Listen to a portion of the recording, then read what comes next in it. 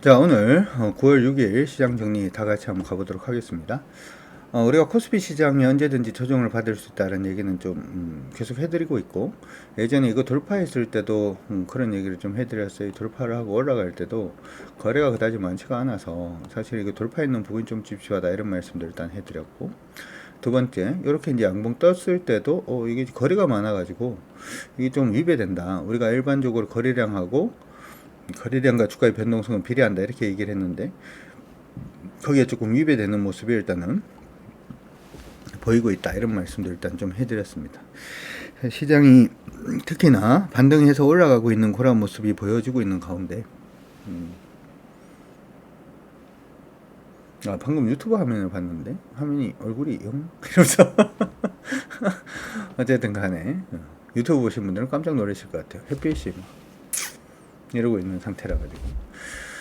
그래서 특히나 이제 올라가고 있을 땐 거래가 좀 증가하는 게 좋다 이런 말씀을 해드렸는데, 올라가고 있는데 거래가 증가하지 못하는 그런 모습이 일단은 나타나고 있고요. 그러고 난 다음에 오늘 좀 하락폭이 좀 커져 있는 그런 모습입니다. 특히나 지금 빠지면서 거래가 붙고 있다라는 부분은 좋은 건 아니죠, 그렇죠? 좋은 건 아니고, 밑으로 밀리는 부분에서 2547, 여전히 2547이 기준입니다. 만약에 이제 2547 포인트가 이탈이 되면 현금 비중을 좀 많이 늘려놓는 게 중요하다 이렇게 생각이 일단 듭니다. 코로나라든지 하는 부분 때문에 몸이 좀 안 좋으면 뭐라고요? 마늘을 밥통에 넣고 보온을 8시간 그리고 난 다음에 꿀에 저어서 먹으라고 우리 동구리 고고님이 말씀해 주셨는데요. 동구리 고고님하고 같이 사신 분은 참 좋으신 분인 것 같습니다. 참 좋은 것 같습니다. 네. 어찌되었든 간에 시장 흐름 자체가 이런 식으로 일단은 주고 있는 그러한 상태니까 그다지 좋지는 않습니다. 네, 좋지는 않은 그러한 상태고, 조심해야 되는 시기에서는 조심하는 게 맞죠. 조심해야 되는 시기에서는 조심하는 게 옳지 않나 이렇게 생각이 들어요. 특히나 오늘 같은 경우에는 오늘이 아니라 최근에 이제 우리 봐야 되는 부분들 중에서 유가 오르는 부분, 사실 이제 석유는 한 세 가지 정도로 보통 나뉘어요. 지금 보시면 북해산 근월, 북해산 브렌트유라고 하는 게 있고 WTI라는 게 있고요. 그 다음에 두바이유는 여기 안 보이네요. 두바이유라는 게 있습니다. 석유는 총 세 가지로 보통 나뉘는데, 북해산이라고 하는 것은 우리 유럽에 보면 유럽 북해 있잖아요. 유럽 북해에서 생산되는 석유를 얘기를 하고요. WTI는 우리 제임스 딘 기억나시죠? 이유 없는 반항? 어머니 아버지한테 들었던 영화인 것 같은데 저는 제임스 딘 누군지 잘 모릅니다만은, 그렇죠? 거기에 이제 WTI는 거기에 보면 제임스 딘의 이유 없는 반항이 나오는 텍사스 지역에서 석유 퍼내는 거 있잖아요. 거기 원유를 얘기를 하는 거예요. 거기 원유를 얘기를 하는 거고, 두바이유는 일반적으로 이제 우리 중동에서 퍼내는 석유를 두바이 다 아시죠? 퍼내는 석유를 얘기를 하는데, 그것만 알면은 우리 주광파 아니죠. 주광파가 되려고 그러면 하나 더 알아야 돼. 뭘 알아야 되냐 하면, 글로벌로 봤을 때 석유 가격, 석유 프라이스를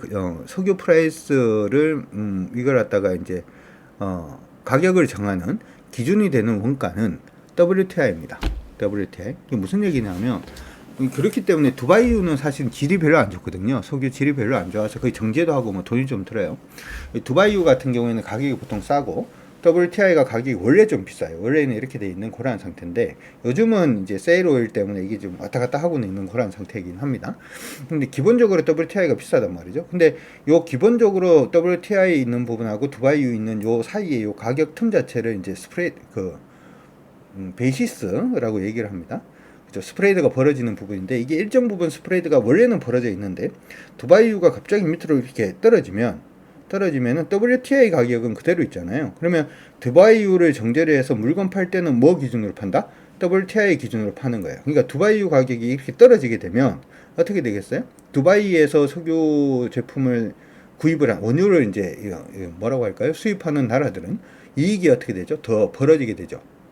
그렇죠? 요 스프레드가. 우리나라가 지금 두바이에서 받아오는 거기 때문에 두바이하고 WTI 가격이 이렇게 있다가 이게 이렇게 벌어지기 시작을 하면은 아래쪽으로 두바이 가격이 떨어지기 시작을 하면은 어떻게 된다? 우리나라 정유회사들이 이익이 더 증가하는, 석유화학 업체들이 더 이익이 증가하는 그러한 현상이 일단 일어날 수 있다라는 것도 기억을 해 두시면 좋을 것 같고, 반대로 WTI 가격이 이렇게 빠지면 어떻게 돼요? 스프레드가 줄어드는 거니까 이거 생산해서 이걸로 파는 거니까, 그쵸? 이익이 감소하는 그런 현상이 일어나겠죠. 그래서 가격 기준은 뭐다? WTI다라는 것까지 기억을 해 두시면은, 그러면 주광파다 이렇게 힘들어 주광파다 이렇게 얘기를 할 수 있지 않을까 싶습니다. 어찌되었든 지금 보면 유가가 이걸 보여주려고 그랬던 거지. 엉뚱한 데 갔다 오네요. WTI를 보니까 WTI가 계속 오르고 있어요. WTI 계속 오르고 있는 모습을 일단 보여주고 있고, WTI가 오르고 있는데 지금 시장 안에서는 이거 오르고 있는 이유가 사우디하고 러시아에서 감산하기 때문이다 이런 얘기를 하는데, 모르겠어요. 그것 때문인지. 왜냐하면 러시아는 지금 몇 개월째 계속 감산한다 이렇게 지금 얘기를 하고 있고, 저번에도 감산 50만 배럴 한다라고 얘기를 했다가 뚜껑을 열어두고 보니까 50만 배럴 아니고 30만 배럴 정도만 감산을 해서 뭐 유가가 다시 다시 빠지는 뭐 그런 부분들 일단 있었고, 사우디는 계속 감산입니다. 사우디는 계속해서 감산을 지금 하고 있기 때문에 그것 때문이다 이렇게 얘기하기는 사실 조금 어려울 것 같고요. 저는 이거의 포인트 자체를 이쪽 한번 볼까요? CSI 300 지수. 여기에 지금 중국 같은 경우가 지금 부동산이라든지 하는 부분이 좋지 않잖아요. 아마 알고 계시리라 생각이 드는데, 그것 때문에 지금 부양책을 엄청나게 편다 뭐 이런 얘기들이 일단 있고요. 이 부양책 펴는 부분에 대해서 시장 기대감이 조금 살아있다라고 얘기를 하면, 중국이 경기가 조금 살아난다라고 하면은 철강 관련된 종목 오를 가능성이 높고요, 유가 오를 가능성이 높고요, 화학주들이 오를 가능성이 높아요.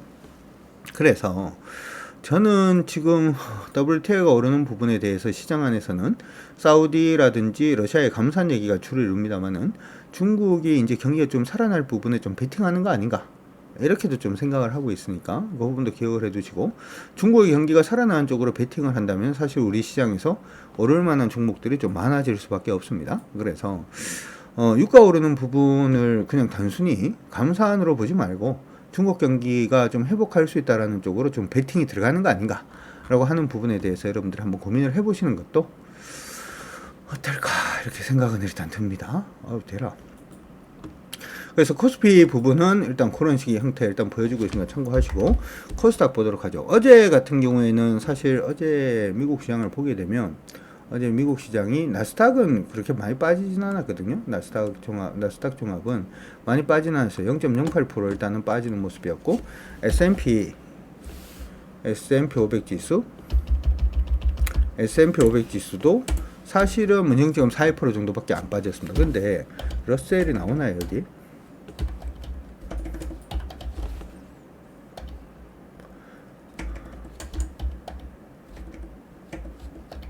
안 나오네?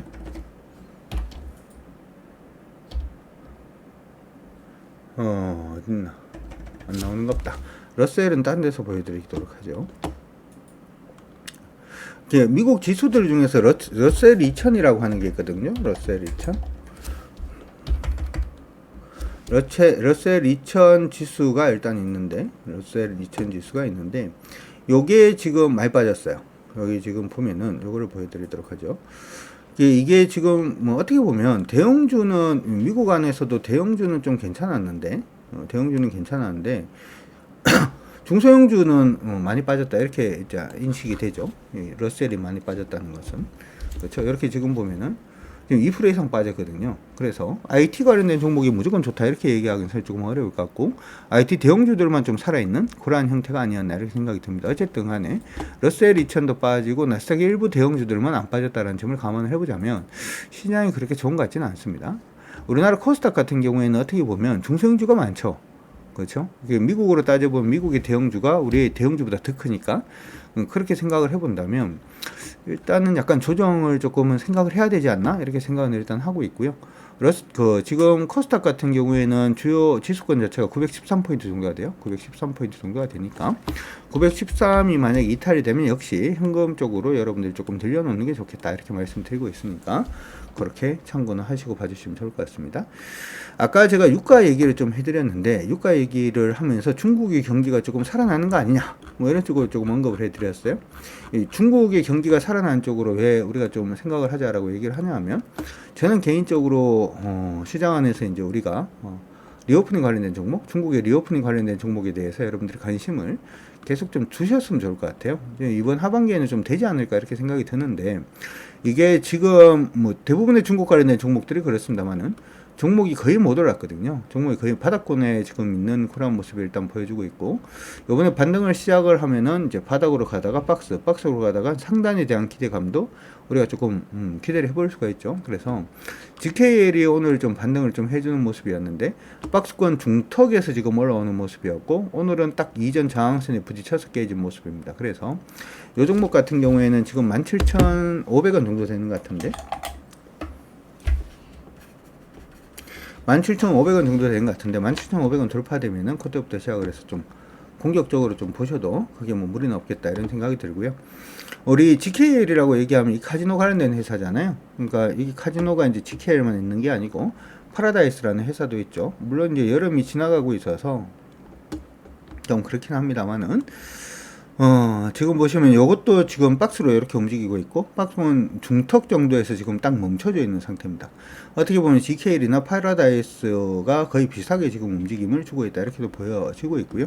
패턴으로 일단 보더라도 나쁘지 않아요. 패턴으로 보더라도 패턴 상단 부분에서 이전에 저항은 한번 받아주는 모습이었는데, 돌파를 해내면 일단은 뭐 한번 기염을 토하지 않을까 이렇게 생각이 드니까, 중국 관련된 종목들 중에서 지금 두 종목이 흐름이 비슷하잖아요. GKL하고 파라다이스가 비슷하니까 그것도 한번 보시고, 화장품 관련된 종목군들도 대부분 모양 자체가 비슷해요. 아직까지 모양이 나온 건 아닙니다. 나온 건 아닌데, 바닥권 탈피하려는 모습 자체가 지금 아모레퍼시픽도 그렇고 신세계도 그렇고 지금 보여주고 있고요. 저는 신세계하고 현대백화점 쪽으로 조금 더 관심을 가지고는 있는데, 한번 이쪽도 여러분들이 한번 관심 있게 한번 봐주시는 것도 좋을 것 같습니다. 중국 관련된 종목군들이 어떻게 보면 하루하루 계속 좀 움직이고 있어요. 예를 들어서 오늘 같은 경우에 GKL도 좀 뜨는 모습이었고, 어제는 한세실업 좀 올랐죠. 한세실업이 어제는 반등을 했었고, 오늘은 FNF가 또 반등을 하고 뭐 하는 모습들이 계속 보여주고 있습니다. 그러면서 순차적으로 계속 이쪽에 군부를 좀 지피는 듯한 그런 모습들이 일단 보여주고는 있으니까, 여러분들도 그런 부분 참고를 하셔가지고, 중국이 경기가 살아난다라는 쪽으로 만약에 베팅이 들어가기 시작하면 일단은 이쪽도 일단 이쪽도 괜찮아질 가능성이 일단 있죠. 일단 있으니까 그런 부분도 여러분들 기억하시면서 봐주시면 좋을 것 같고요. 중국이 살아난다라고 되면은 철강 관련된 종목군들도 나쁘지 않을 겁니다.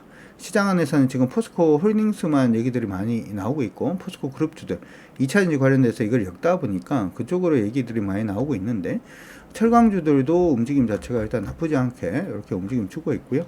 그 다음에 시총 상위 종목군들 중에서 은근히 지금 움직이고 있는 종목군들을 보면, 아까 얘기했었던 코돌 종목군들 외에도 화학 관련된 종목군들도 일부 종목은 좀 움직이고 있다는 점도 같이 좀 기억을 하시면서 봐주시면 좋을 것 같습니다. 개별 종목으로 우리가 종목을 한번 따져보자면, 대형주들 중에서 개별 종목 한번 보면은 역시 삼성 SDS 쪽으로는 이게 관심을 좀 가져두시는 게 좋을 것 같습니다. 오늘 정 머사지에서도 조금 언급은 해드리긴 했는데요.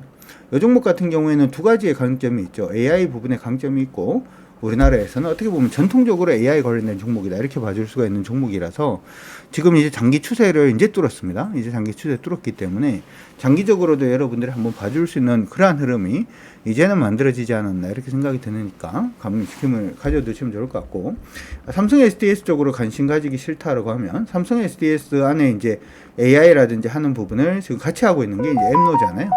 엠노는 이미 주가가 많이 올랐죠. 그래서 엠노하고 삼성 SDS는 같이 좀 체크를 하시면서 보시면 나쁠 것 같지는 않습니다. 마지막으로 한 가지 더 말씀을 해드리면, 시장이 좋지가 않아요. 시장이 좋지가 않은데, 시장이 좋지 않아서 시장이 약간 좀 흐트러지는 경우에는 두 가지 경우가 생깁니다. 첫 번째는 어떤 경우냐 하면, 시장이 그래도 완만하게 좀 안 좋아지는 경우, 이런 경우에는 시장이 약세를 보일 때 강세 보이는 종목이 나와요. 그러면서 시장이 약세 보이는 그 구간 동안에 그 종목이 계속해서 강세가 일어나는 그러한 현상이 일어나기 때문에, 만약에 그 형태가 일어나면은 그때 이제 이렇게 되는 거거든요. 다른 종목들은 다 빠지는데 몇 개 종목들한테만 수급이 확 몰리는 거예요. 그러면은 그들 종목들만 가는 겁니다. 그냥 시장은 빠지고 그들 종목들만 가는 그런 현상이 한번 일어날 수가 있고, 두 번째는 시장이 빠지면서 뭉청 다 빠지는 거죠. 그렇죠? 지금 어디로 갈지는 모르겠는데, 물론 이제 그렇게 안 나오면 더 좋고, 만약에 아까 말씀드렸던 그 두 지수권이 깨지면 시장이 좀 조정을 받을 가능성이 좀 높아지는데, 그럴 때는 시장이 빠질 때 강세 보이는 종목이 있으면은 그들 종목으로 일단 붙이는 거고, 만약에 그렇지 않고 시장이 전체적으로 만약에 조정을 받으면 일정 부분 현금을 가지고 다음 주도주를 또 노려보는 시간을 가져야 될 수도 있으니까, 지금은 이번 주는 아마 시장이 그냥 붙을지, 아니면 아까 말씀드렸던 첫 번째 시나리오로 깨질지, 두 번째 시나리오로 깨질지, 그걸 간보는 그러한 한 주가 되지 않을까 이렇게 생각이 드니까, 너무 급하지 않게 여러분들 매매를 일단 하시는 게 좋을 것 같습니다. 항상 말씀드립니다만은 시장 안에서 많은 사람들이 오늘도 수익 내고 내일도 수익 내고 모레도 수익 낸다 뭐 이런 식으로 얘기를 많이 하지만, 제가 한 26년 정도 주식을 해보면서 느끼는 건, 그거는 뭐냐면, 이렇게 오를 때는 수익 내고 깨질 때는 지키고, 수익 나는 거 지키고, 오를 때는 수익 내고 또 깨질 때는 지키고, 오를 때는 또 수익 내고 깨질 때는 또 지키고, 이제는 수익 나는 거 좀 지켜주고, 다는 아니더라도 또 오를 때는 수익 내고 깨질 때는 좀 지키고, 오를 때는 수익 내고 깨질 때는 지키고, 오를 때는 수익 내고 깨질 때는 지키고, 오를 때는 수익 내고, 이번엔 뭔가요? 이제 지키는 구간으로 들어가려고 그러는 충이죠.